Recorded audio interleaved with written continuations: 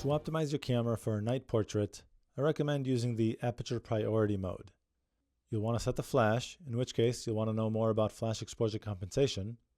You'll need to set the ISO, and as always, the white balance. Let's start by setting the camera's Aperture Priority mode. Turn the mode dial to AV.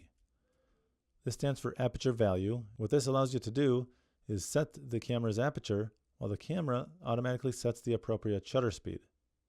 The aperture setting is displayed right down here, and you use the front dial right here to adjust this setting. Since it's the portrait we're looking for, you really want a wide aperture such as f1.8. If yours is not set to f1.8, use the front dial to adjust this setting. I'll set mine to f1.8, and there you go. Now you'll want to set the flash. Pop the flash by using the flash switch right here. Press the flash button right here to access the flash function, and use the control dial to move around, setting this to slow synchro. This is perfect for night portraits. With the flash set, you might need to adjust the flash strength, in which case you'll want to know about flash exposure compensation. Press the function button right here to access the function menu. Now use the up and down navigation buttons to choose the flash exposure compensation function right there. Then use the control dial to change this setting. At first, I always recommend using the 0 setting and taking a picture to know whether the flash strength needs to be increased or decreased. Once you know, you can set this accordingly and press set to escape.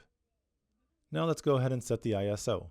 Press the up navigation or ISO button right here, and then use the control dial to adjust this setting as well. Go ahead and start with Auto ISO. This will do a really good job in setting the proper ISO for you, so you don't have to worry about it.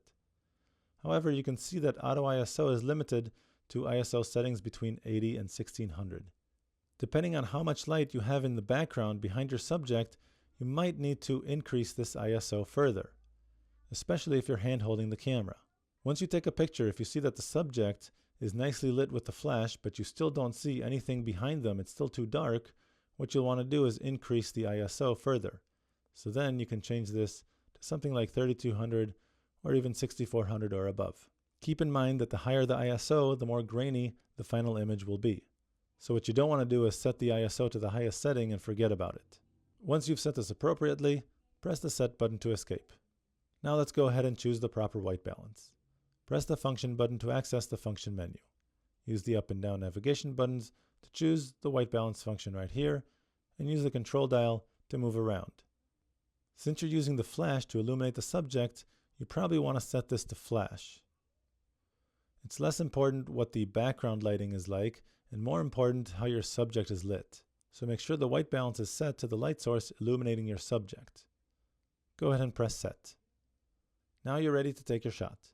Place the focusing square over the subject, and press the shutter button halfway to lock focus. With the focus locked, you can maintain the shutter button still pressed halfway, recompose the image, and then when you're ready, press the shutter button the rest of the way to take the shot.